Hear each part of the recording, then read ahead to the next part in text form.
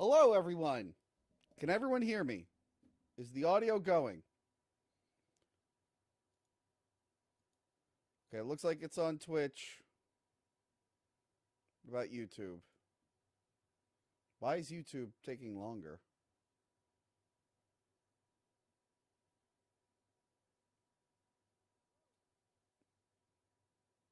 Is it only coming out of the... Is it only coming out of the left channel? Is that just me?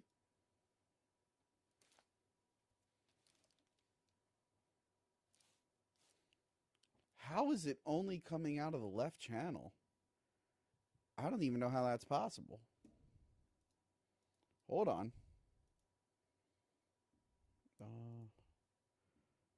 Audio. Low volume. Huh. Hold on.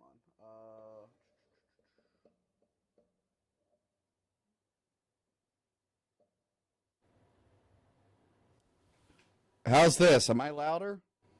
Am I louder now? Oh, God. That's saying I'm way too loud.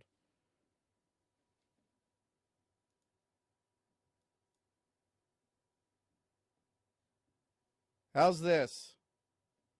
Better? I don't know why it's coming out of one channel. Like, I honestly don't know why.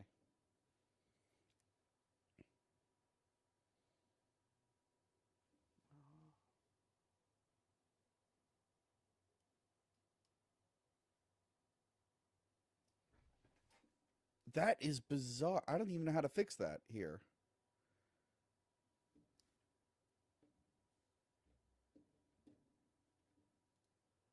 All right. Like, I don't know how to boost it any more than I have. Settings, audio. Like, it says it's up all the way. Everything sounds perfect now. Is it still just one channel, the left channel?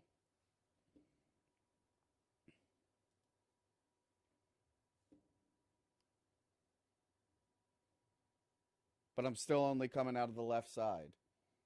I don't know why it's doing that.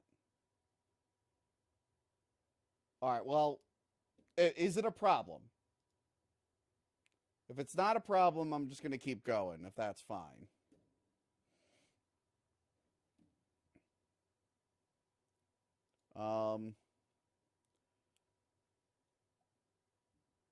Better than when you started. It's fine. Just let blue a speaker, maybe. No, but it's coming out of the left channel for everyone.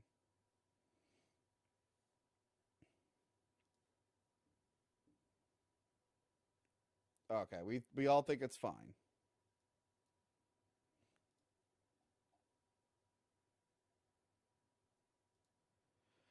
Okay, before I go any further, yes, it sounds terrible, better. Okay, just looking at some of the chat there. Before I go forward, I need to post a link. So on YouTube, I'm going to have this redirect to Movie Dumpster, but in case that doesn't work, I wanted to pin the Movie Dumpster episode I'm going to be on tonight in the chat. Am I not following them on this channel? I should fix that.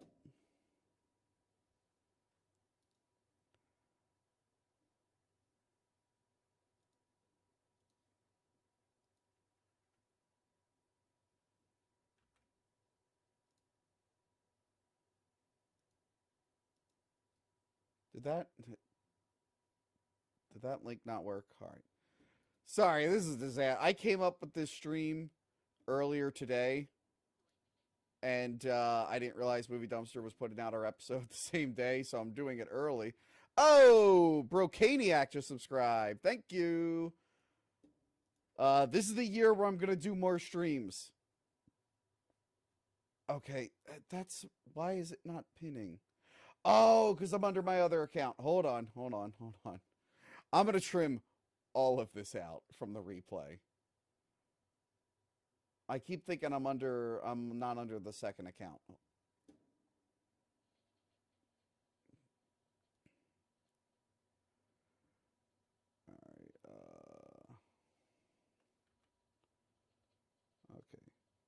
that work? Ah, that works. All right.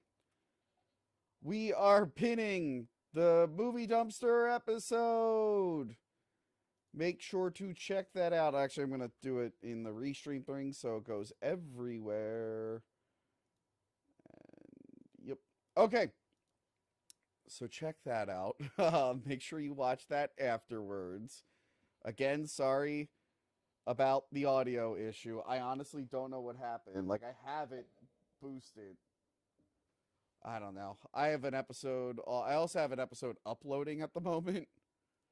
There might be some issues there. Actually, is that still uploading? Did I X out of that on accident? Hold on. Uh-oh. It's a madhouse!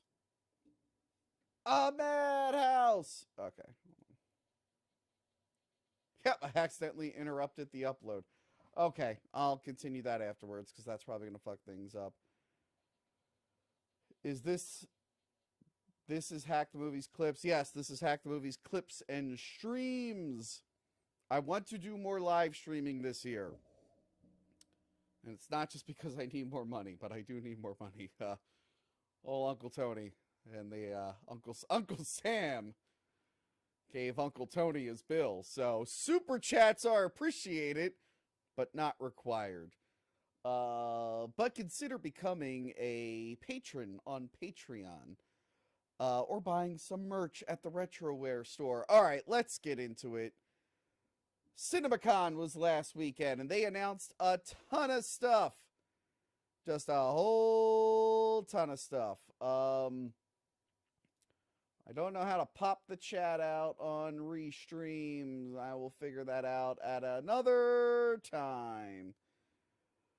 Does it show me super chats? Okay. Oh, God. Oh, God. Oh, God. Oh, man. Oh, God. Oh, man. Why can't I pop anything out? This doesn't make sense. How do I pop out the restream chat? Why? Why do I have the worst life? Why is my life so much harder than everyone else's? That is a joke from the league. That is a joke from the league. All right, let me pull up the separate chat so I know if anyone gives me money, since Restream won't let me know.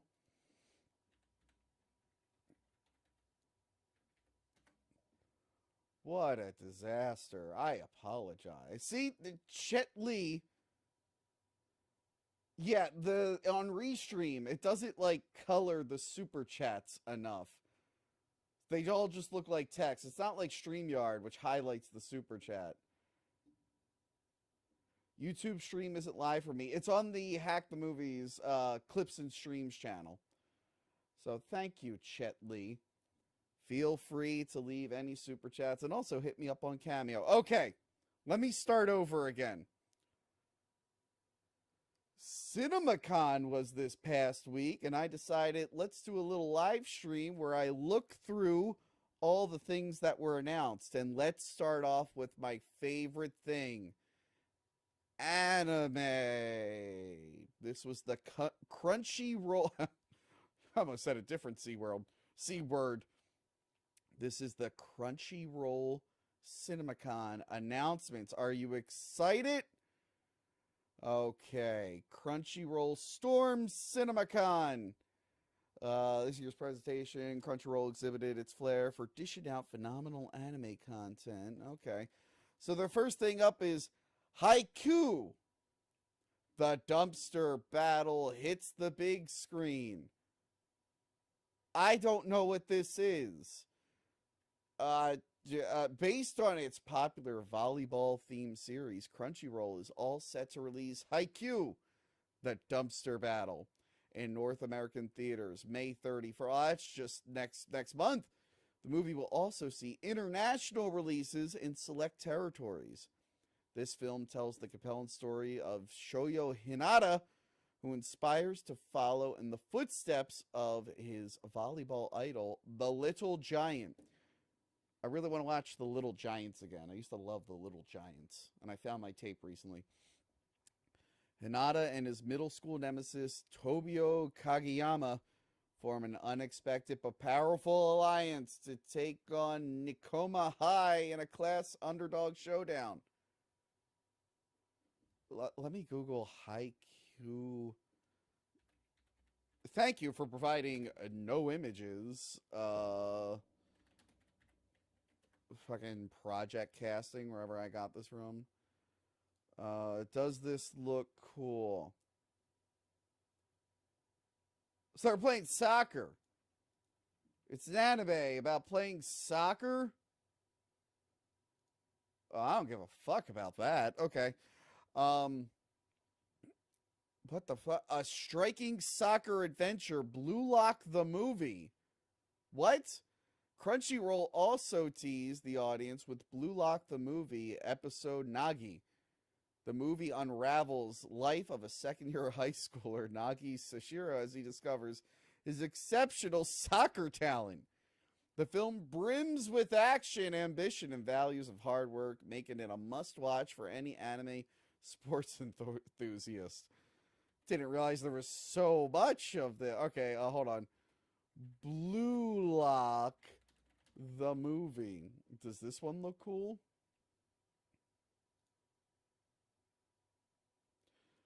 What? Are they robots? What's up with their eyes? Their eyes are all glowing in every image that I see. I will rewatch Shaolin Soccer instead. Oh, Adam does movies. Kyle Nelson, you're not getting me with that one. You're not getting me to read that out loud. I've seen you get other people to read that out loud. I will heart it, though. Within reason, people. Within reason.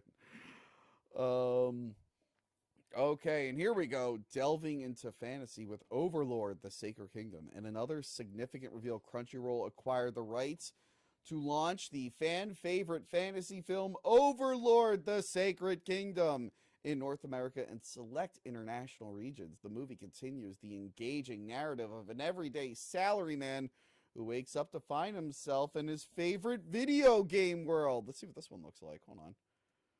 Overlord, the Sacred Kingdom. What?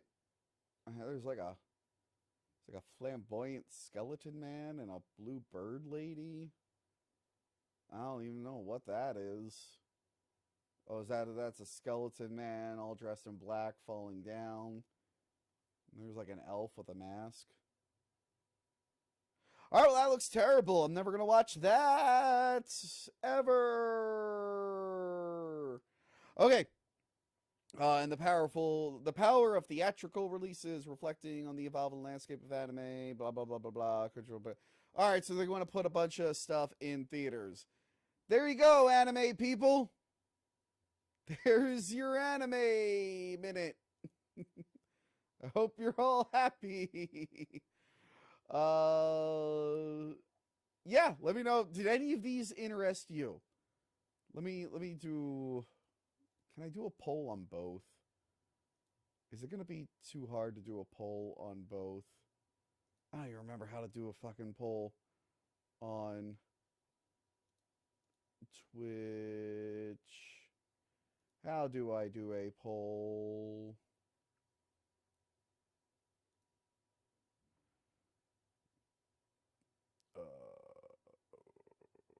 I feel like Stutter and John.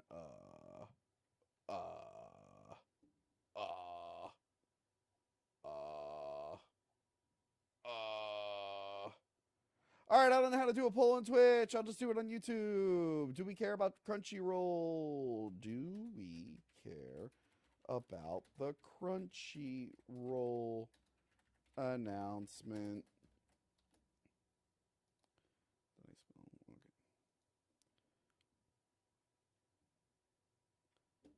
So there you go, guys. You can vote on if you care. Volume is a little low, Tone. Review the what...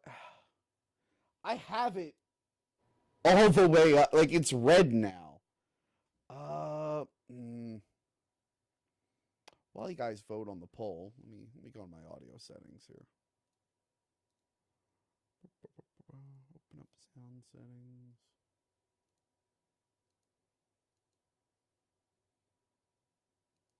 Hello, hello, hello. You're right. Why is that so low?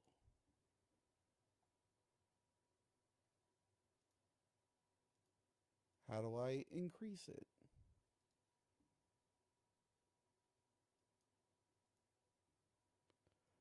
Okay, how's this? Hello, hello. Does this sound better? Test one. Is it now too loud?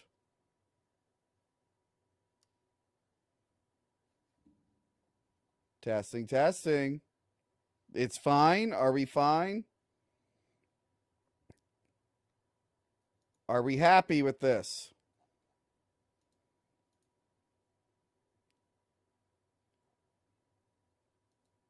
Okay, better. Could it be louder? I have it at 77 here.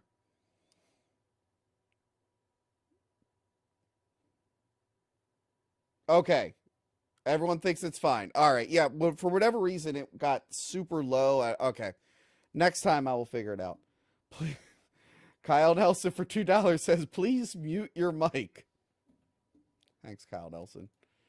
It was funny. I grew up with a Kyle Nelson. I always think it's like him for a second. I'm just like, nah, I can't be him. Okay. Next up is the Sony Pictures announcements. Let's see. Let's see what they announced. Okay. Quiet Place Part 1. Well, I mean, I've been seeing the trailer for that for months. There was exclusive footage for Quiet Place Part 1.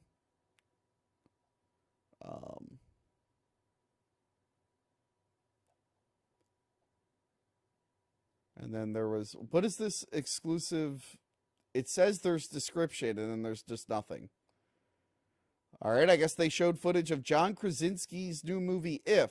So John Krasinski didn't come back to do A Quiet Place Part Day 1, but he did come back to do If, which stands for Imaginary Friend. And I know what you're thinking. Wasn't there already an Imaginary Friend movie? Yes, and I reviewed it, but this is different. Maybe I will watch Fallout. I'm not sure. Okay, Transformers 1. I've heard about this one for a while. Oh, by the way, I still haven't watched Quiet Place 2. The first one was okay. And If, I'm not seeing If, so I don't care about either of those. Was Quiet Place 2 good? Can someone let me know? I think it was supposed to come out during, like, COVID, and then I just missed it, and then I was like, I don't care enough to watch it. Okay, Transformers 1. CinemaCon got to see very first trailer from the new animated movie Transformers 1 that follows the young Optimus Prime, still known as Orion Pax. He's played by Chris Hemsworth. I knew that. And his brother-like relationship with the young Megatron, known as D16, by Brian Tyree Henry. I like Brian Tyree Henry.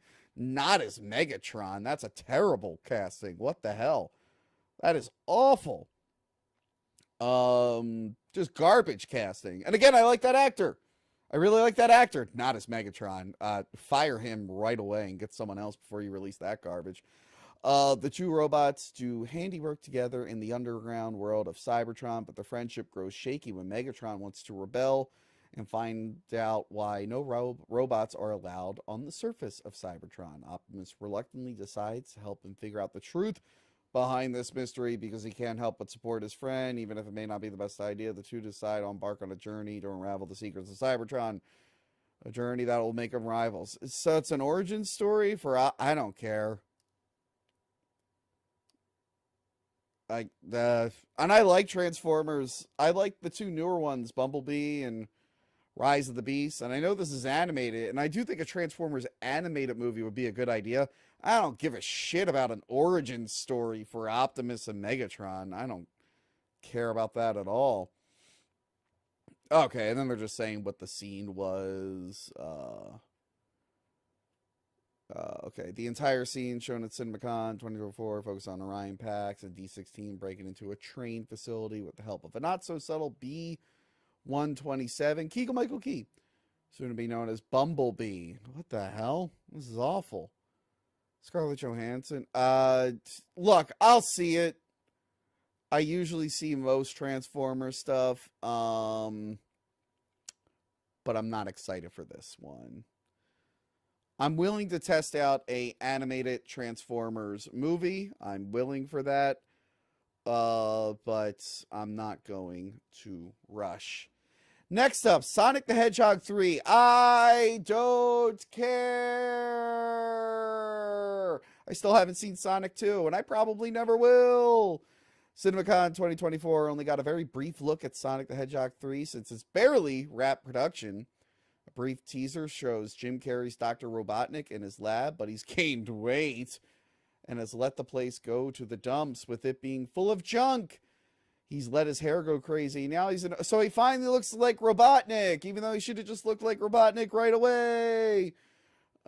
He's been binging carbohydrates. His assistant agent Stone comes in and says, "We found him." Stone presents Robotnik with one of Sonic's blue electric quills, as he's done before.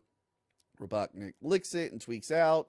He yells, "Let's do this," to Stone's face, then cuts a montage of Robotnik getting his hair cut by Stone and getting a fresh look with his game-accurate mustache, bald head, and depraved-looking eyes. The Sonic Tree footage then cuts to Robotnik and the entire gang of henchmen, all armored with laser guns, waking up Shadow the Hedgehog in his crowd. Wait, who's playing Shadow?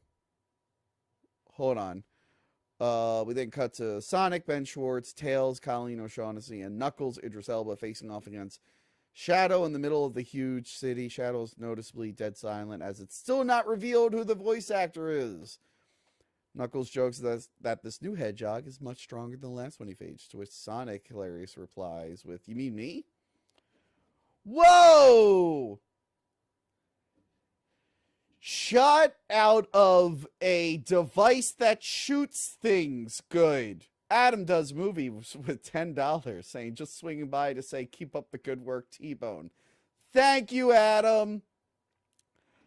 And Rob K for $5. Thoughts on Christian Bale playing Frankenstein's monster? Maggie Gyllenhaal's directing it. I mean, we've only seen the photos so far of what he looks like and nothing else, so I'll reserve judgment until I see a trailer. But yeah, I'm not gonna get my hopes up. All right. Oh boy, Gladiator II, a movie literally nobody wanted or asked for or cares about, it seems. Yeah, Gladiator 2. Let's see. CinemaCon was treated to an early look at Gladiator 2, which featured unfinished footage since the film is still months away from release. The 5-minute reel started with footage from the first Gladiator, as we see the iconic shot of Russell Crowe's Maximus grazing his hands against a wheat field. We're then introduced to Paul Mescal's character, who recalls the impact that Maximus had in the Colosseum, that a slave could get justice in the arena. He was more than just a slave. We have a review of Gladiator on the main channel. Go check it out. That a slave could get justice in the arena. We see a hand grab a sword mounted on a wall labeled Maximus. Gladiator 2 takes place 24 years after the original and follows Paul Mescal as Lucius, a renounced nobleman who enters the arena. Why didn't they just get the actor who played Lucius? He's still acting, and he's in good shape, and he's age appropriate, and he's in the first one. Why would you? Is that, unless that is him? Hold on. Is that him? Am I jumping the gun here? Paul Mescal. Who the fuck is this guy? This isn't Lucius. That's so stupid. That's so stupid. Oh, God. Denzel Washington's character is Lucius' sponsor in the arena, and he coaches him throughout the footage, giving him advice and wisdom. This is what they believe in. Power, he says. We're then introduced to Pedro Pascal's I'm out. Don't care. Do not care. I'm done at Pedro Pascal. You've already lost me. Review Debbie Does Dallas with Adam Does Movies. That'd be a good one. That'd be a fun one. You lost me at Pedro Pascal. Okay. Let me finish the poll here. No one cared about the Crunchyroll announcement. Okay, well, let's see. Did you guys care about Sony? Let me see if I missed anything. Hold on. Oh, God, no. Ooh, ooh, ooh, ooh. Let me see this little highlight here. Oh, there was more. There was more. I don't know why it's not included. Why is it not included in the thing? Okay, before I continue this. New installment of the Scary Movie comedy franchise. Sure, I guess. A live-action, rated-R adaptation of Teenage Mutant Ninja Turtles: The Last Ronin. This could be good. I have the comic. I have not read it yet. After I did my Ninja Turtles episode, I bought the first 2 volumes of the original run, and I'm making my way through volume 1 slowly. Really loving it. So I wanted to read the first 2 volumes, and then I went to skip The Last Ronin. But yeah, you know, that could be good. Rated R. I guess if they're pumping out the Mutant Mayhem sequels for the kids, why not throw a bone to the adults? Why not? Untitled Damien Chazelle film. Damien Chazelle. Hold on. Hold on. Director of Babylon, La La Land, Whiplash, First Man, 10 Cloverfield Lane. Okay, yeah, fine. I'll see it. I like some of those movies. Still need to see Babylon. Adam recommended Babylon to me a long time ago, and I just haven't watched it. Oh, no, he didn't do Cloverfield. Why is he getting credited for Cloverfield? He wrote 10 Cloverfield Lane. Okay. Well, Whiplash was good. So yeah, I'll check that out. Whatever it ends up being. I don't know why I'm saying that. I haven't seen his other movies. Why will I check that out? G.I. Joe and Transformers crossover film. I guess Rise of the Beast did good enough to justify this, because Rise of the Beast hinted at this.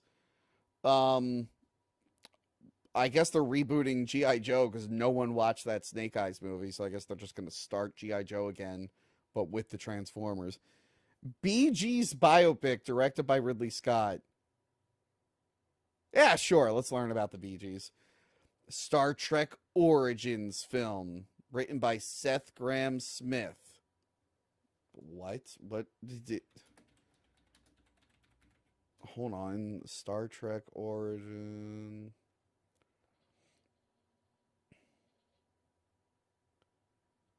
Okay, I was born at Paramount, was developing a new Star Trek film. Oh, wait. This isn't this. This is the Paramount one. Okay. Why did I think this was Sony? This is Paramount. This is Paramount. Doy. Okay. It's an origin. By Seth Grahame-Smith, the guy who did the Lego movie. What else has he done? That name sounds familiar. Seth Grahame-Smith. He directed... He's more of a writer. He wrote Dark Shadows, Abraham Lincoln, Vampire Hunter. He wrote the Lego Batman movie. He's writing Beetlejuice. Is he not a director? Why are they not showing director credits? Hold up. Hold up. IMDb. I want to see if he's directed before. No, he's only directed one thing. 2 episodes of Hard Times at R.J. Berger. Okay, so he's a writer and he's going to make the jump to directing. Okay, I mean, his writing seems to be hit or miss, his producing and writing. There's some good stuff in there, some bad stuff in there, but yeah, we'll see. We'll see. Star Trek, what is the origin? Whose origin? Okay, I heard about this. The Running Man remake, directed by Edgar Wright.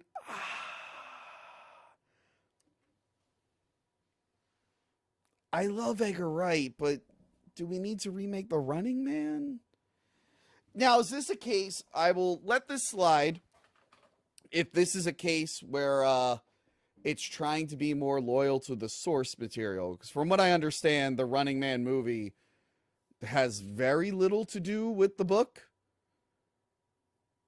So I'll give it some leeway there, or the short story. I don't even know if it was a book.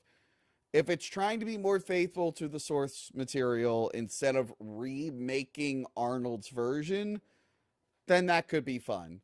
I love Edgar Wright, and I love The Running Man, and I want both of them to do good. So I'm curious about that one. I'll give it a shot. Normally I'd say no, but The Running Man is probably my third favorite Arnold movie besides Predator. Oh, actually, it might be my Predator, Conan the Barbarian, Running Man. Those are my top 3 Arnold movies. The Naked Gun remake starring Liam Neeson and directed by Akiva Schaffer. Yeah, that could be good. I like Akiva Schaffer. He's the guy from The Lonely Island, right? Hold on. Akiva.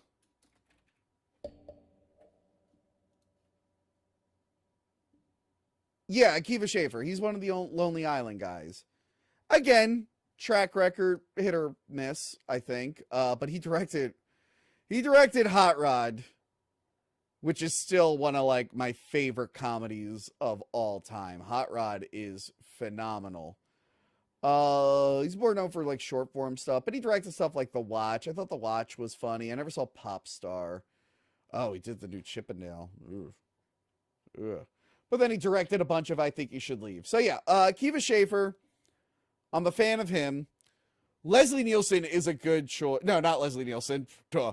Liam Neeson is a good choice for Naked Gun. I know that seems weird to you, but some of you might forget, or maybe you didn't know, Leslie Nielsen was a serious actor. And then he ended up doing a lot of comedy. Like, I grew up thinking of him as, like, Funny Man. But then you go back, it's like, oh, no, he actually had a lot of roles where he is, like, a serious guy. So, yeah, Liam Neeson is a good idea for that. I mean, Naked Guns are supposed to be wacky and funny. It's been a minute since we had a Naked Gun. Look.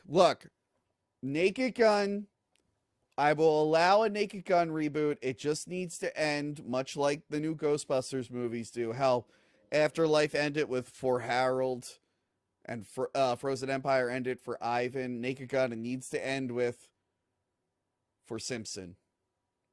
R.I.P.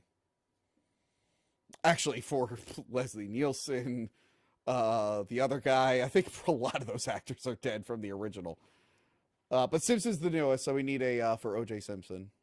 And I'm sure the chat is agreeing with me right now. Okay. A new horror film titled Vicious, starring Dakota Fanning. Sure. A new musical from South Park creators, Trey Parker and Matt Stone, with music from Kendrick Lamar. Sure, Book of Mormon is one of my favorite musicals. I saw that shit before it even hit Broadway. I saw that when it was in previews, and I liked it. Paw Patrol 3. Okay. Mutant Mayhem sequel. Sure, I enjoyed the Mutant Mayhem movie. That was fun. Aang the Last Airbender, with the voice cast featuring Eric Nam as Aang and Dave Bautista as the film's villain. Hold on. Aang the Last Airbender? What the fuck is this? Because they just remade Last Airbender. This is set in like the animated universe, I guess. Huh. Okay. I guess we're getting Aang the Last Airbender. Okay. And that's it for the Paramount one, which I accidentally called the Sony one. So let's do Do We Care About the Paramount announcements? Put that in the poll there. There's some interesting stuff here. Nothing's making me go crazy. The most interesting thing is the Running Man remake. I want to see that. I'm interested in that. And the Ninja Turtles thing sounds good. All the other ones, like horror film with Dakota Fanning, Damien Chazelle film, I need to know more about them before I decide if I'm interested or not.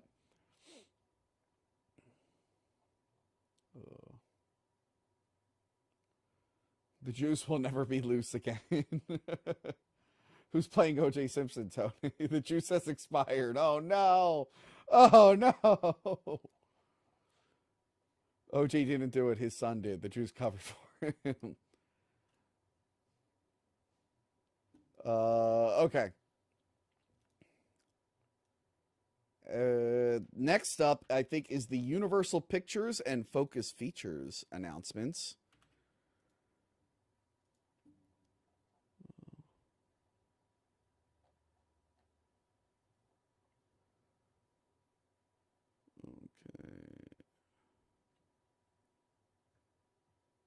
Wait. CinemaCon 2024. Is this right? Didn't Kung Fu Panda 4 already come out yet? Wait. What is it saying? But fear not, because Sessa Film is on the ground this year reporting the biggest announcements and reveals from Universal. Fans can expect news related to the upcoming releases like The Wild Robot, Despicable Me 4, Twisters, and Wicked. Oh, last year Universal gave us that. Okay. So let's see. New Universal Pictures confirmed at CinemaCon. Five Nights at Freddy sequel is coming. I think that was expected. Yeah, that was pretty much expected. That movie did really, really well. It's got multiple generations of fans at this point. I'm not doing another dedicated review to it, okay? I'm not doing another dedicated review to Five Nights at Freddy's. That episode didn't do that well. Twisters, featuring that guy who actually is a G.I. Joe, according to the end of the new Transformers movie. And Glenn Powell. Look, I'll see Twisters. I enjoy Twister. It's a ridiculous movie. It's not believable at all. But it's fun. The funny thing, I'm glad they went with the Twisters name, even though the first Twister movie has multiple Twisters in it. But this is fun. Yeah, I'll give it a shot. I don't know what they're trying to do. Let's see. Let's read some more about it. First off, who's Lee Isaac Chung? Let's see what he's done. Lee Isaac Chung. Lee Isaac Chung. I'm pretty sure he's done a lot of movies that would qualify him to direct a Twister sequel. In 2004, he did a short called Highway. All right, these are all shorts. I can't pronounce the name of that 2007 movie. Something called Lucky Life. Okay. A group of friends travel to the beach and to encourage Jason, recently diagnosed cancer. Sometimes later, Mark, you have a child. Okay. Abigail Harm, he directed. Abigail Harm is a woman living in a fictionalized New York City who, after being granted a wish by a strange visitor, asks for love and learns a creature who might provide it. Okay. Co-directed a thing called I Have Seen My Last Born. It's about Rwanda in transition from its difficult and violent past towards development. Okay. I've seen a lot of action movies here. Minari. Starring Steven Yeun. Okay. A Korean-American family moves into Arkansas. What? Why did they pick this guy to do Twister 2? What the? Oh, he did a Mandalorian episode. There you go. There you go. That was a weird choice for Mandalorian, for Twister 2. Holy shit. This is not the guy nothing on his list even somewhat qualified. Like, the director of Twister was John DeBont, who was a cinematographer who did a bunch of action stuff. Why are you getting sad Korean what the? Okay. Hopefully it works out. That would not be my first choice. I would have someone who has a little bit more action on their resume before I give them Twisters. Okay, sorry about that. Universal debuted new footage for the Legacy sequel, Twisters, at CinemaCon. Daisy Edgar-Jones, Glenn Powell, and Anthony Ramos each play storm chasers who are trying to figure out how to prevent more damage from happening during an extreme Oklahoma storm season in their own different ways. Daisy's character is a former storm chaser who is seeked out by Anthony Ramos' scientist character, who has an entire team of scientists at his disposals. Glenn comes a more urban and DIY storm chasing crew who does things his own way. I don't know if that was written right or if I just read it like an asshole. The team's plan is to combine their practical and impractical methods to disrupt a tornado from the inside. However, when they try to act out their plan, they face twin tornadoes who combine to make the biggest one they've ever seen. Total destruction is shown on screen, from trucks flying straight through buildings and entire towns being blown apart. Ah! Yeah, sure, I'll see it. The trailer was fun. Despicable Me 4. I still haven't watched Despicable Me 2 or 3 or Minions or however many Minions sequels there are. So we're going to skip right past that baby. The Wild Robot. Okay, this looks like something new. CinemaCon got to see exclusive footage for DreamWorks' The Wild Robot. Lupita Nyong'o, that's Maz Kanata from Force Awakens, voices the titular inquisitive robot named Roz, who is seen crash landing on a remote island full of rich forest. The lonely robot seeks to fulfill its programming by aiding human life, but there are no humans to be found. Instead, the island's various talking animals come to meet the robot, which disrupts its functions since it's not programmed to interact with animals. We meet a talking fox voiced by Pedro Pascal. God damn it! I cannot avoid this guy! Who tries to guide the robot and introduce it to the rest of the critters, which includes bears, possums, deer, and geese. Okay. The story takes a wild turn when Rod stumbles upon a goose egg. The hatchling imprints on the robot, embarking them on a journey as robot mother and gooseling child. We see Raj trying to teach the little gooseling how to swim and fly across. Okay, all right. It's fucking Wall-E or whatever. All right.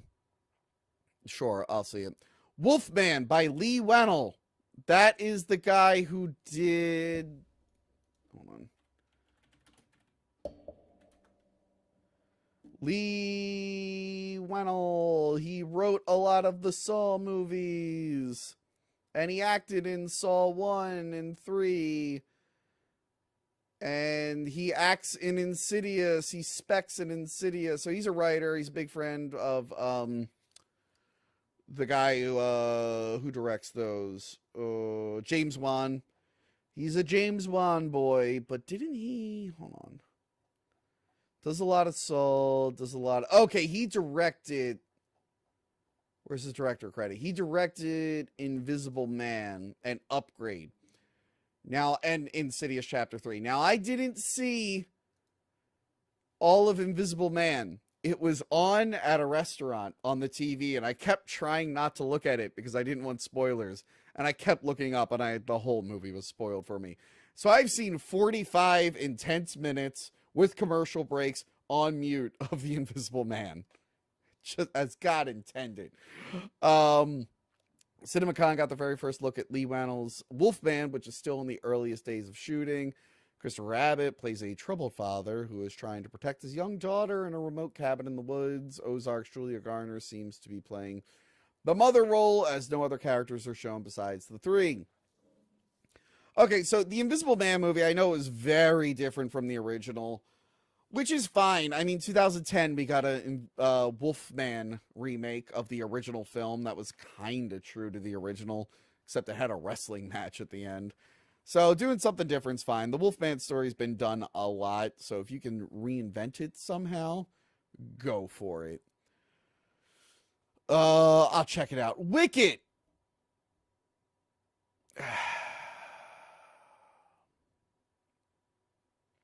CinemaCon attendees got an extended look at John M. Chu's Wicket. The footage begins with the voice of Ariana Grande's Glinda. Are people born wicked, or do they have wickedness thrust upon them?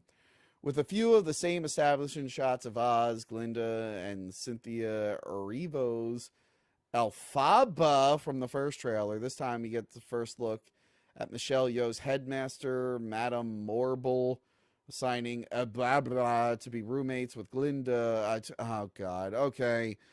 The witch wasn't really wicked. She was misunderstood, and everyone's great, and witches are great. Jeff Goldblum is the Wizard of Oz. Okay. All right. You're winning me back a little bit. You're winning me back a little bit. With the CGI purple flying monkeys. If I have a girlfriend at the time this hits a big streaming site and they make me watch it, I will watch it.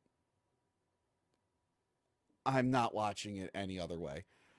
Nosferatu by Robert Eggers. I'm in. I'm all in. I'm in. CinemaCon got to see the very first trailer for Robert Eggers' Nosferatu, a bold new reimagining of the classic horror tale. The trailer opens up with Lily Rose Depp as Ellen Hutter saying, "Come to me, hear my call," right before a hand reaches out and grabs her. So she goes on to say, "Evil comes from beyond," and tells Willem Dafoe's Professor Albin Albert von Franz, sporting a giant white beard, that he is coming to us while laying in a hospital bed plagued by some kind of sickness. When they cut the atmospheric shots of 19th century Germany, quick glimpses of Gothic castle and horrifying cemetery. Okay, yeah, I'm definitely into this. I want to see what he does. So Nosferatu is just Dracula with a different name. Count Orlok in the original. But the 70s remake, they just called him Dracula because there was no longer it was in public domain at that point. So yeah, it doesn't seem like it's going to be a straightforward Dracula retelling. I think they're just using the look of Nosferatu and doing something different. Yeah, I'm into it. I am into it. Check out the Werner Herzog remake of Nosferatu. It's really good. Highly recommend that. Okay, and that's it for the Universal Focus features. Nothing about Jurassic World, the Gareth Edwards Jurassic World, interestingly enough. Okay, you guys did care about the Paramount announcements. Let me do another poll. Do you care about the Universal announcements?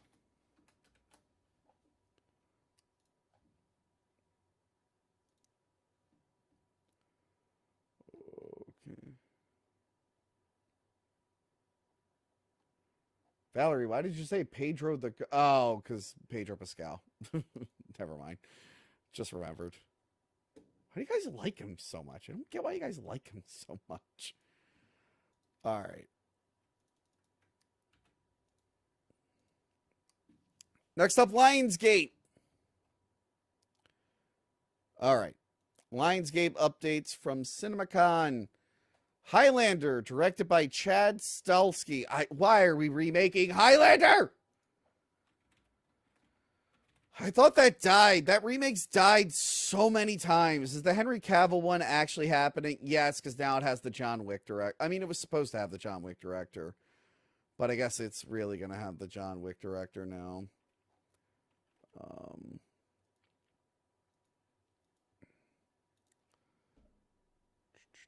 God, he's directing a shit ton of stuff coming up. So he's the one who's stuck with John Wick, because I think the first one or first two had two directors.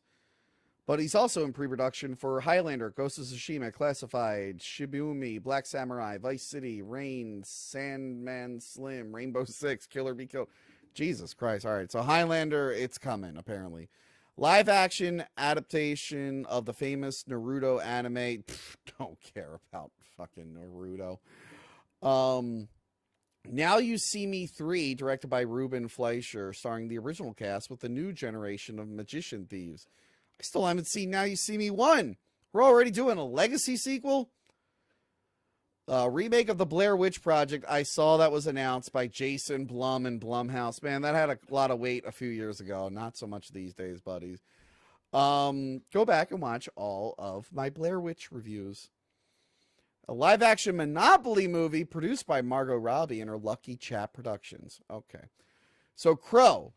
Okay, this said Crow is released June 7th, but I think it got pushed back to August. I saw that recently. So sneak peek at the Crow remake. They ensure that this new take isn't meant to compete with the original movie. The new footage puts a strong focus on the romance between Bill Skarsgård's Eric Draven and formerly known as Twigs, Shelley Webster. Just like in the original movie, the romance blooms until she was unexpectedly killed by a dangerous mom. We all know the Crow. Shelley's state of purgatory is visually depicted as her drowning in an endless body of water, with her spirit getting closer to being lost forever as she sinks deeper. We see a montage of Eric Draven's healing powers as he gets shot and cut up numerous times, and even gets run over by a massive truck only to get back up again. Fueled by his mission to save his lover's soul, you have the powers of a god, he is told by a guardian who's not a skull cowboy. Should be a skull cowboy. As he learns to use his new power given to him by the Crows, Eric takes this to a new level by donning a sword and a new version of the iconic face makeup. The footage is grungy in the same vein as the original film, and much more gothic than the first official trailer. Yeah, sure, new Crow movie, I'll see it. Why not? Borderlands. I don't know anything about Borderlands except this guy in a mask. Directed by Eli Roth. I thought this was going to be a show. New footage of the live-action Borderlands movie shown at CinemaCon gave more information on the plot. Legend has it there's some treasure hidden, the worst plan unimaginable. Cate Blanchett says, do you know how many people have died looking for this vault? Right before they drive through a giant alien worm, Jamie Lee Curtis teases that the treasure in the vault has the power to change things for the better. Then we get a montage of colorful action of the film, which includes Jack Black's claptrap wheeling around through massive action set pieces and Kevin Hart throwing an explosive stuffed bunny at a gang of goons. It looks fun and colorful, sure.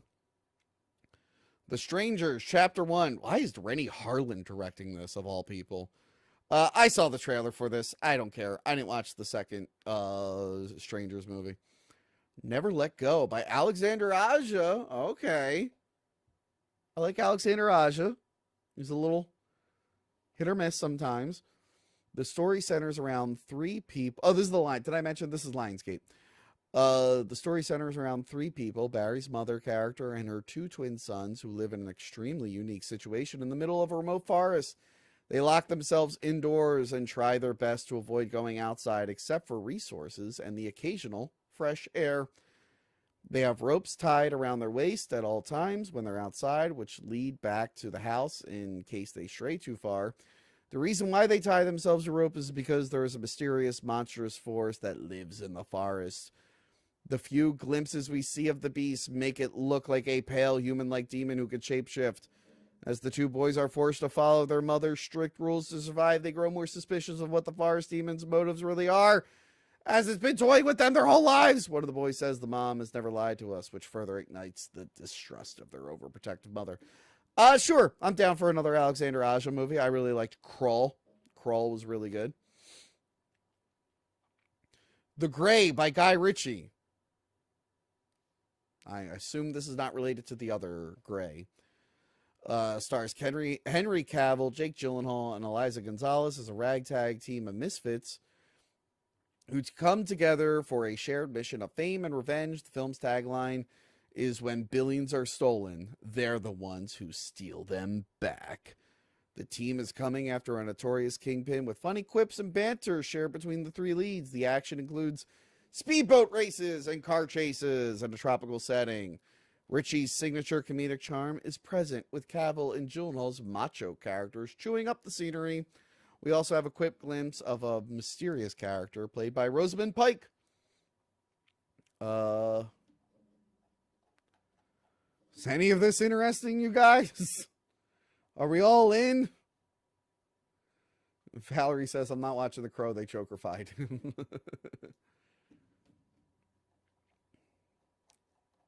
Okay. John Wick presents Ballerina, directed by Len Wiseman. Lionsgate debuted the first ever footage from the John Wick spinoff, Ballerina. We see the origins of Ana de Armas, new lead, as she's taken in by the Ruscaroma crime family and trained to be an elite assassin. She admires John Wick from a distance as he grows in notoriety in his own story, but doesn't get to actually meet him face to face till she goes on her own adventure. The snowy setting implies that our ballerina travels to Russia to dive deeper into her history and connection to another rival crime family whom she is seeking to destroy from inside out. In this journey, she meets another grungy-looking assassin played by Norman Reedus, who warns her that she might be in over her head with ambitions.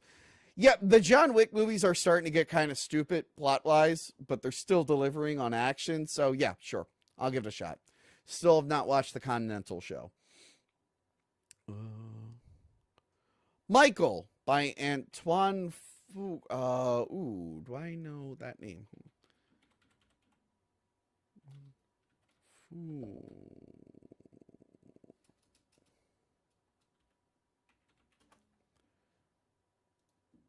That is the director of the Equalizer films. Oh, this is a Michael Jackson biopic. Michael, directed by Antoine Fuqua. No, hold on. Hello? Hey, how you doing today? Is Donna in? No, this is Tony. Tony, what's going on? Jack over here, creative. You guys looking to get financing right now? I got some of the best deals in the industry. Oh, wow, that's cool. I'll listen to your pitch in a second. I need to finish reading this article. I'm going to read it in its entirety and not stop, even if you try to stop me. Lionsgate closed out its CinemaCon 2024. Oh, he hung up. He hung up. He's not going to learn. He's not going to learn about the Michael Jackson film. Lionsgate closed out its CinemaCon 2024 presentation with the very first look at Michael Jackson biopic Michael, directed by Antoine Fuqua. Michael's own nephew, Jafar Jackson, portrays him in the film. Footage covers all the iconic eras from Jackson's career, starting with his humble beginnings in the Jackson 5 with the hit song ABC playing in the background. Then we see a montage that goes from the Jackson 5 performing on television to Michael Jackson in his thriller era, when we see Michael's iconic white socks and black shoes as he's dancing while singing Bad. Fans will be excited to know Jafar Jackson sounds just like his uncle, nailing the vocal cadences when delivering dialogue. I need to look up Jafar Jackson. Sorry, Jafar Jackson.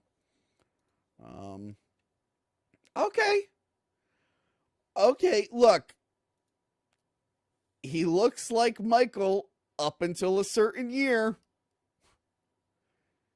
He looks like Michael up until a certain year. They're going to have to do some makeup effects to really nail it. Sure, Michael Jackson biopic. I'm assuming if his family's involved, they're not going to really dive in. Or maybe they will. Hold on. In the late stages of his career, after one of his accidents with visible pale skin, long curly hair, black fedora, face mask, and sunglasses, getting flanked by security, he's walking towards a car with a crazy crowd of rabid fans and paparazzi scream to get a photo with some people, even jumping on his car. Cut back to his youth when Michael's mom tells him, as she's wiping a tear off his face, "You were never like everyone else." We then get a close-up of Michael's fingers snapping before him, and I started with the man in the mirror to a massive concert crowd. We also get quick shots of young Michael singing Thriller records with his short hair and iconic red jacket. There's a glimpse of Michael with his face wrapped up in gauze on a stretcher being led into a hospital. Assuming this is his big Pepsi commercial incident, the trailer directly confirms that this biopic will address the controversy of Jackson's career. The next image is of Michael on a balcony, which could be the baby dangling incident. Not the smartest thing you ever did. There's a quick shot of Michael sitting at a piano, taking a pill. We see a glimpse of Nia Long and Coleman Domingo as Michael's parents in his youth. The trailer ends with a shot of Michael in the white shirt, black pants combo, blah, blah, blah, blah, blah. Michael Jackson biopic. Oh, Daniel Fall for $2 says, Mummy Cop reboot or animated series. Bring it back. I think Mummy Cop had its day. I think it had its day. However, I have been meaning to do an exclusive stream on Patreon for Mummy Cop Season 2. Maybe I'll figure out a time this week to do that. Exclusive streams are coming back also. Needs to come back. Last year was a journey trying to figure out everything. I bit off more than I could chew. This year is a little bit better. Also, I need extra money.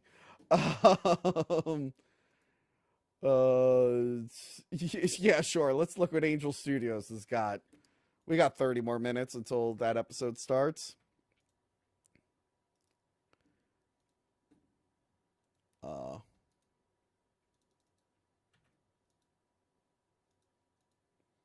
Is this not? There we go. Angel Studios, who brought us Sound of Freedom. The company told exhibitors gathered at CinemaCon that a World War II thriller, Bonhoeffer, will hit theaters November 22nd, Homestead on December 20th, and David, a new animated musical about the biblical king. As reported, Sight is upcoming on May 24th, and Possum Trout July 4th. Angel is celebrating its first year as a theatrical distributor, topping $300 million in global box office revenue, the number 8 stop in 2023. Good for them.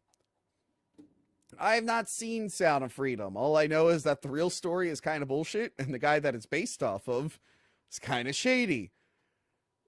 However, if you view it as just a movie and go in knowing it's bullshit, apparently the movie itself is fine and has a good message. It's just the people who are trying to plug it as like a true story. It turns out it's mostly fabricated. And other anti-child trafficking people really do not like those guys. Apparently they fucked up things in the past. Oh, I forgot to put a poll. Hold on. Obviously, Angel Studios, that was like almost nothing. I'll do we care about Lionsgate? Apparently you guys do care about Universal. Do we care about the Lionsgate?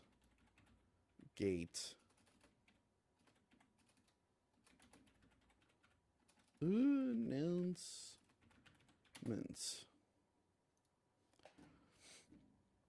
Next up, Warner Brothers.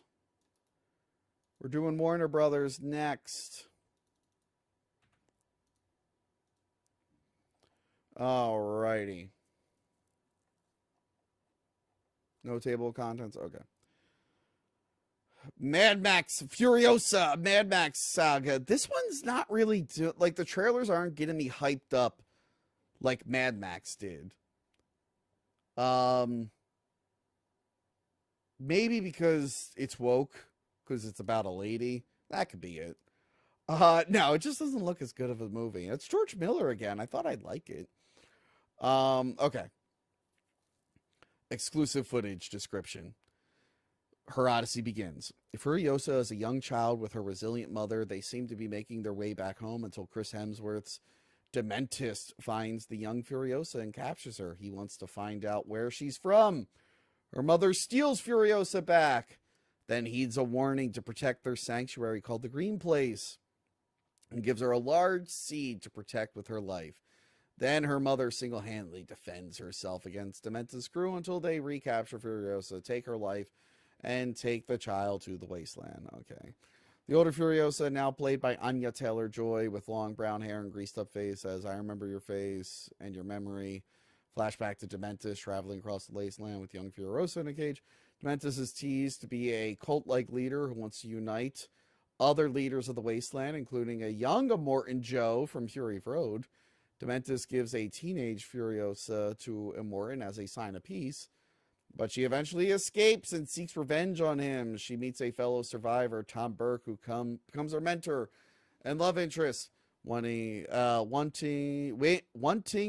to help her find the Green Place again. Okay. And ride into revenge. Furiosa is on her plight to get revenge on Dementis. Okay. Mad Max, look, I like Mad Max stuff. I'll check this out.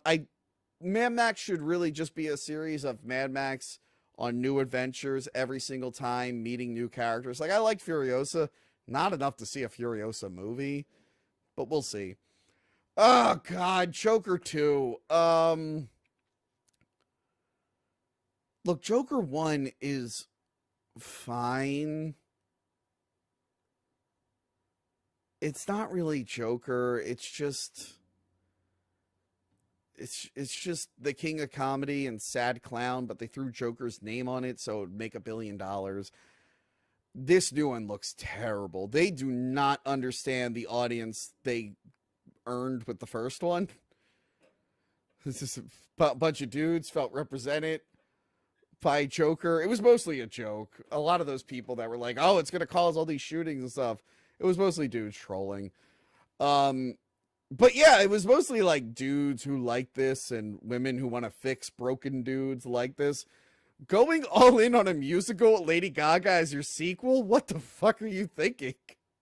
I hope it was cheap like the last one, because that's a terrible idea. Yeah, I've maybe rewatched Joker once, and I'm like, I could just watch King of Comedy. Like, I'd rather just watch King of Comedy than Joker again. Like, it's whatever. I'll have to see it for the show, but I'm not excited for Joker 2.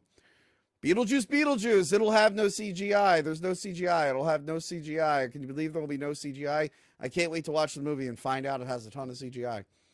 A new extended trailer for Beetlejuice was shown at CinemaCon. It begins the same way as the initial trailer that's already been released.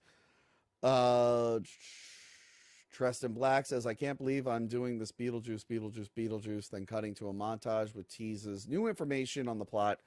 Lydia, the living and the dead, can they coexist? That's what we're going to find out. She is seen in Beetlejuice's office in a plaid dress with her mouth stitched up. Some claymation is shown, including the iconic sandworm. Jenna Ortega is seen in a white dress heading to the place of the dead. From what it's implied, it seems that Winona Ryder's Lydia Dietz is left with no choice but to summon Beetlejuice in order to retrieve her daughter from the land of the dead. Willem Dafoe, who plays some kind of undead overseer with a metal plate in his head, looks after Beetlejuice and isn't happy to see him back in the land of living. The rest of the footage showcased the various imaginative practical effects used in this legacy sequel, like puppetry and animatronics. As previously said, the movie does bring back stop-motion claymation like the original and is filled with Easter eggs and callbacks. Sure, why not? Why not? Ryan Powell for $3. My cat Dobby says, hello, Space Cat. Space Cat is on my last goddamn nerves lately. This Dobby better watch out. The Watchers. I keep seeing this teased. This is directed by one of the Shyamalans. In Shana Night Shyamalan. Hold on. Is this like a kid or related? Yeah, okay, so this is M. Night Shyamalan's daughter. Let's see. Shyamalan directed several episodes of the TV series Servant, which her father was a showrunner. Shyamalan also directed the second unit on her father's film Old and Knock at the Cabin. February 23, it was announced Shyamalan will make her directorial debut. Okay. So M. Night Shyamalan's daughter is doing a movie with Dakota Fanning. I saw the trailer for it. Looks interesting. We'll see if it can stick the landing. And also M. Night Shyamalan has a movie out called Trap. This one I have not heard of. Like I said, The Watcher's been seeing trailers for that for months. Got his very first teaser at M. Night Shyamalan's new horror thriller Trap, a suspense tale set mainly inside a pop concert taking place at a huge stadium. Josh Hartnett played a father who takes his daughter to see a singer named Lady Raven. They have floor seats, which is basically his daughter's dream come true to see one of her favorite artists so close. Josh Hartnett leaves his daughter to go to the bathroom, notices a lot of police outside of the venue. He asks someone working in the merch booth why there's a bunch of cops posted everywhere. The worker creepily tells him about a killer known as the Butcher, who's known to kidnap and chop up fans. It's revealed that this whole concert is a trap to finally capture him and bring him to justice. Josh Hartnett, with a creepy, knowing smile, looks at the camera, implying that he himself is the actual Butcher killer, who is now devising a plan to escape the concert with this information. In true Shyamalan form, it's a massive twist within it, but you just spoiled the twist. Okay, that's the killer. Got it. Bong Joon-ho is making a movie called Mickey 17. It was revealed at CinemaCon 2024 The director describes his sci-fi film as a simple man's story. Robert Pattinson plays a common man named Mickey with a nerdy American accent who signs up to be an expendable. In the future, he travels to distant planets and space stations doing handiwork. But the caveat is that he's expected to die doing some of these missions. Each time he dies, a new clone is made and then given a new assignment. The title of the movie draws from this as he dies 17 times. In the plot, everything goes well with Mickey getting eaten, chopped up into different pieces across space. Things take a turn when two clones get made at the same time. Wacky hijinks. That sounds fun. Kind of reminds me of Moon. How the spoiler for Moon, I guess. How there were a bunch of clones on there. No DC updates other than Joker, huh? Nothing for maybe even little tease from Superman.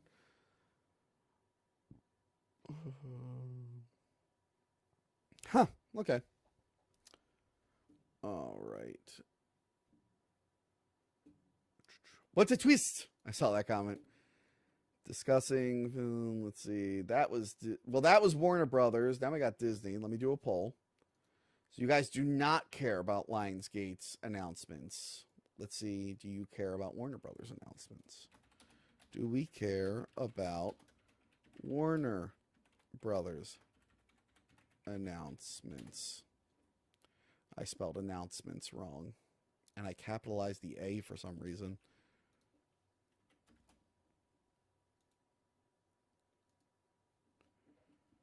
Okay. Next up is Disney.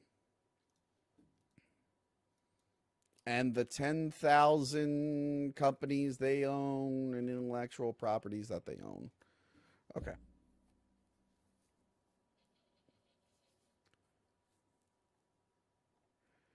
Kingdom of the Planet of the Apes. I finally just watched this trailer. It's taken me a minute to watch this trailer, and I finally got around to it. 13 minutes of exclusive footage. Vast beauty of the film's rich world. We follow a new young ape named Noah and his fellow squad of ape hunters who climb up a gigantic trees in search of hawk eggs. They find a nest with 3 eggs for a ritual called Bonding Day, but Noah is wise enough to teach his fellow apes that 1 egg must stay in order to preserve a circle of life. The ape talks about raising these hawks hatchling on their own in order for them to hunt better with companions who can fly. Suddenly, Noah finds another hawk nest high above the trees. It is best to make the treacherous climb to retrieve another egg, and then he's attacked by a mother hawk in the nest. He goes fallen. The CGI of the apes themselves is the cleanest and most realistic it's ever been. Okay. Proximus Caesar is the new bad guy, I guess. All right, just ape shenanigans. I know there's a smart girl in it whose brain worked good. Because in the last movie, they revealed that human brain worked bad now. And that's why they're all slaves in the original movie.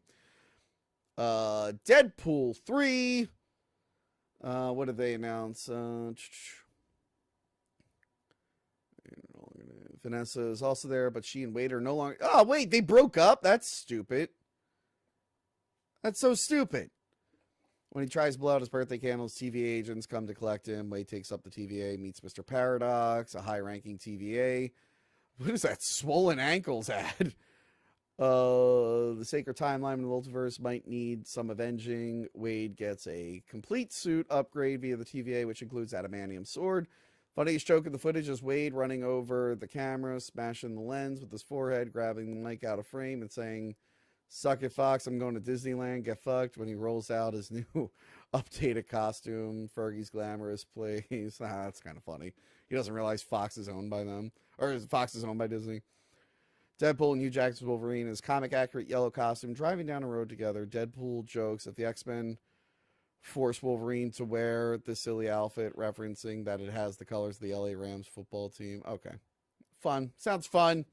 Maybe that will save the MCU.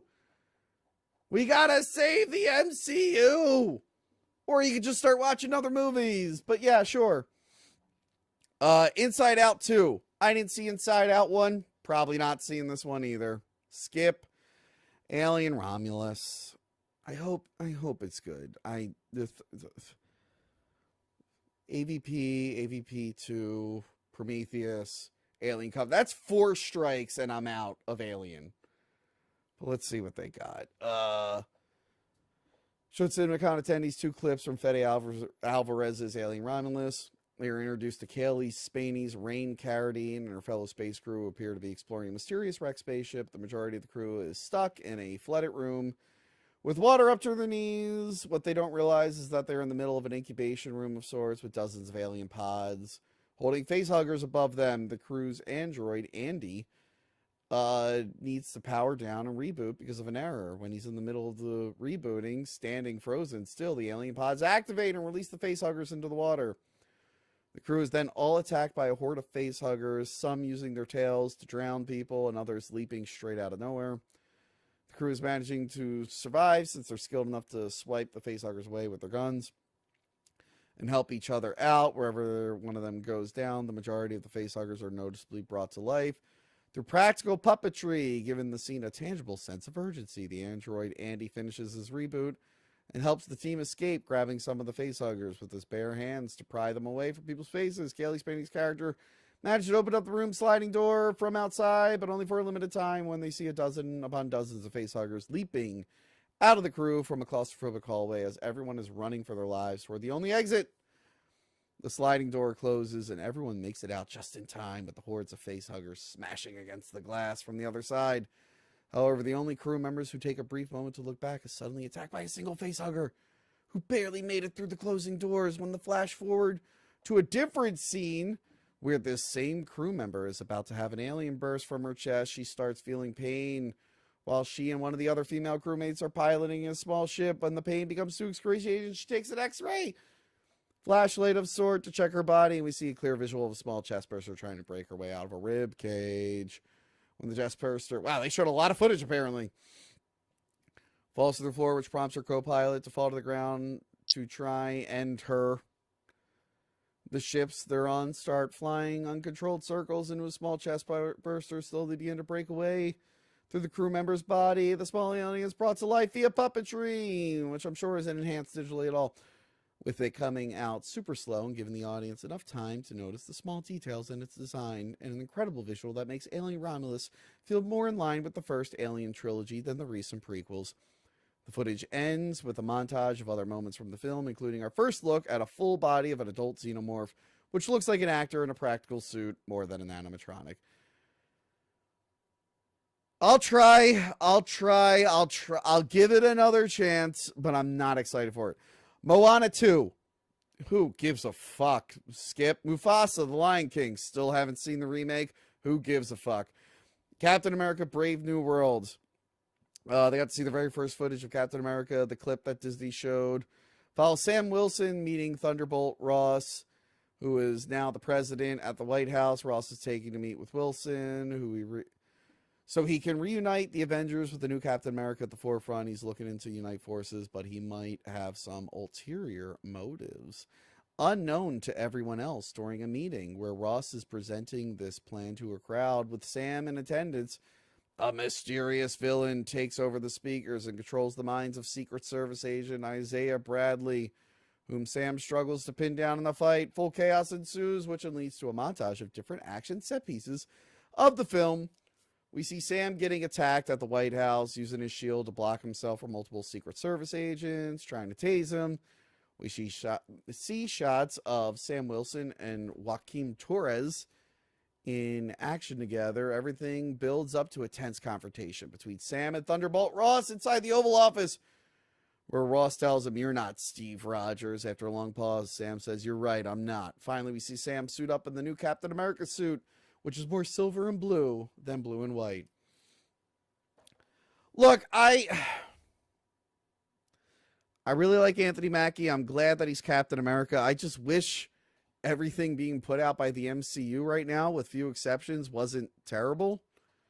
Like, even his fucking TV show, Falcon and Winter Soldier, wasn't that good. And I like him. I'm more of an Anthony Mackie fan, I guess, because I love Twisted Metal. That was my favorite show from last year, was Twisted Metal, starring Anthony Mackie. We'll see. We will see if it can stick the landing. I'm not getting my hopes up. Same with Romulus. That was the Disney one. Let me do a poll. You guys do care about the Warner Brothers announcements.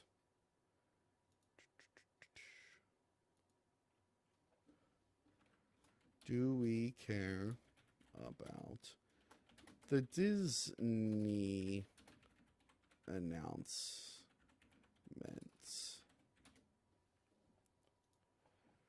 All right, and that is it for announcements from CinemaCon. Wow, we had 16 people watching on Twitch, and YouTube's fucking layout is garbage now, so I don't know how many people are watching, and YouTube just froze.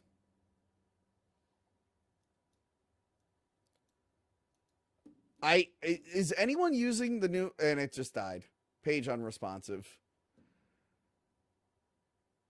39 watching on YouTube, 17 watching on Twitch. Well, thanks for watching, everyone. I don't know. How do I get it to redirect? Will Senpai Tony review Future War? That Van Damme looks like a kickboxing dino. Yeah, that is, thank you very much. That is, oh my God. Why am I? Andrew Bernhardt. That is Andrew Barnhart. Thank you very much. Great stuntman. Jean-Claude Gosh darn, as he's known on that episode. Give me a second. I'm going to Google how to. So I set up the redirect. I don't know if it just redirects when I'm done streaming. That's what I'm confused by. I've never done it before.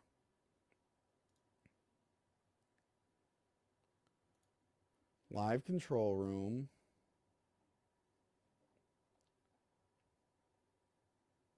The 39 hack-offs. How my 39 hack-offs doing?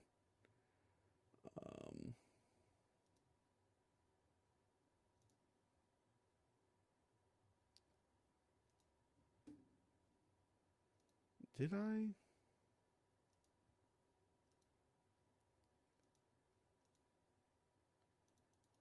hold on.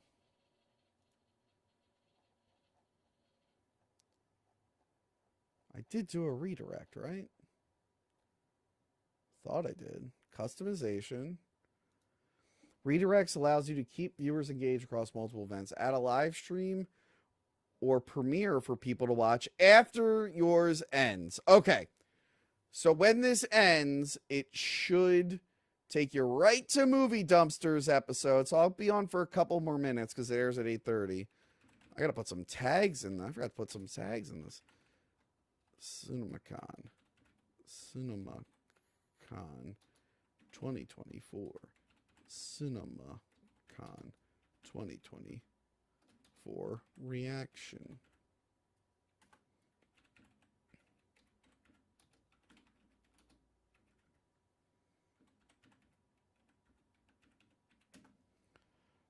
All right.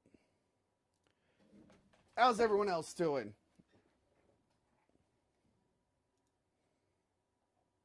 What were you most excited for? What got you excited on this list?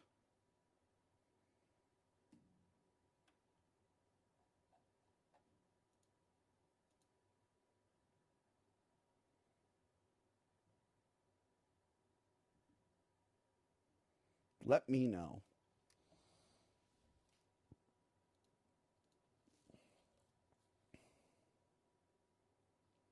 Who's hacking hard? I don't know. Who's hacking hard? Hacking till it falls off.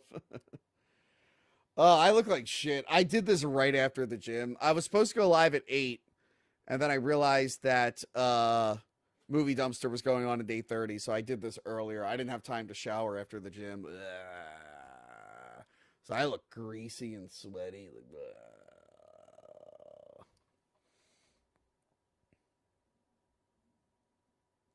You're excited for Twisters 2. You're excited for Ariana Grande. Kingdom of the Planet of the Apes was probably the only real exciting thing for me. I'm curious if the new Captain America movie has the Serpent Society. Oh, I remember they teased that for Civil War, and then they switched it to Civil War. I know Seth Rollins was in the new Captain America. I wonder if they cut him out, though. Tony is a musky husky, yeah. At some point, I will review Orca. I promise. I promise I will review Orca.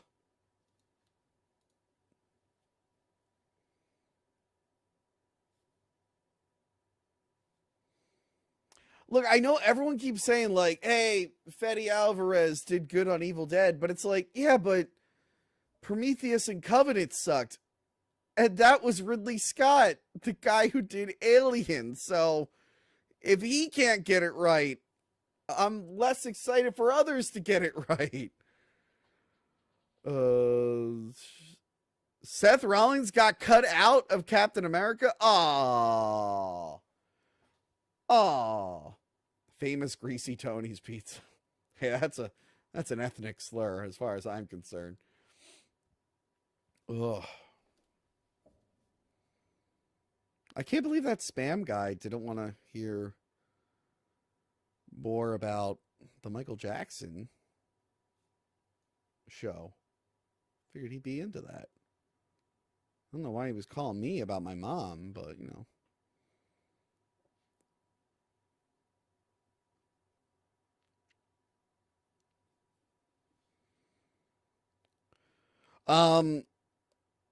So yes, consider becoming a patron or channel member over on the main channel, not here. The memberships aren't set up here, but they are on the main channel. Coming up on Patreon and for channel members, because all at the $2, everything at the $2 tier is the same on Patreon and for channel members. I need to finish my review of the Hellraiser the Hellraiser box set. I still need to watch Hellraiser 4 in 4K to see what it looks like. But the whole unboxing part of it is done. The new box set, it looks really, really nice. I need to finish that. I need to edit the Boston vlog. And recently I shot a WrestleMania vlog. So yes, I will be editing all of that. I need to do some more commentary tracks. It's been a minute since I pumped out like a lot of commentary tracks like around December, and then I slowed down a bit. That's for the $5 tier on Patreon. Remember, the membership tier on YouTube is like a test. Like if you like some of that stuff and you want more, then jump over to Patreon, because I don't know how to share the commentary tracks on memberships. I'm sorry. And then yeah, I'm gonna do. I know Renon's been on me about it. I gotta do it. I will be doing more exclusive streams at the $10 tier. Like I said, I'll do Mummy Cop this week. It's all about balancing time. That's the real problem. Is just not enough time to do everything. And lately I've been doing this workout thing where I work out like every single day almost. I think I'm midway through my 6-day, 8-week routine. So unless I double up, I can do like push and leg days at the same time. So technically I could eliminate 2 days from my week if I do both of those, but I like getting in there every day. It gets me motivated to go in there every day. And I've been real consistent about it, which is nice. Ryan Powell listened to the Predator commentary track last night. Thank you for reminding me. I have commentary tracks for every Predator movie. Parts 2 through all the way up to The Predator are with Casey. I should get together with Casey and do one for Prey. We needed a break from Predator for a while, but we should come back and do Prey. Next episode is what is the worst Omen movie. I'm going to finish uploading that tonight and hopefully get that on Patreon in the morning and then schedule it for the main channel on Monday. We did every Omen movie, not counting the A&E TV show, but parts 1 through 4, the remake, and the newest prequel. The Thing commentary track was great. Oh, the Thing commentary track. Listen to the Thing commentary track. Me and Crystal went out to eat beforehand, and my drink was way too strong, and I hadn't eaten enough earlier in the day or drank enough water, so I get like real sick in the middle of the Thing commentary track. Like really, really sick. It's pretty funny. Yeah, what was the last commentary track I did? I know I am falling behind. And wallpapers. Mint Salad finally finished the September wallpaper months later, and I got our boy Nick Code doing more wallpapers for the $10 tier. Let me see. Collections. The last commentary track was for Noah's Shark. Noah's Shark. I did that with Jess. We watched a terrible Polonia movie from Wild Eye called Noah's Shark. Really terrible. Before that, it was The Flash with Mint Salad and Riley. And then, God, December. I put so many out in December. Yeah, let me get some more commentary tracks. Now with StreamYard, they're really, really easy to do. So I could do them with, like, bigger guests. So I will get those done. Was it the new Omen prequel, Immaculate? No. Okay, it's 8:31. I have to end the stream now. I'm going to end the stream so it redirects you to Movie Dumpster. But let me do it on... I got to do it on YouTube's end. Hold on. I assume they do a 5-minute countdown. So hopefully this isn't screwing things up. Content. And if you're watching on the other platforms, Twitch and Facebook, go over to Movie Dumpster and watch it on Movie Dumpster. I don't think I got a single Facebook comment. Oh, no, I did. Oh, shit. Sorry, Facebook. I forgot to have that up. Okay. Live control room. I'm going to end stream now. Goodbye, everyone. Bye.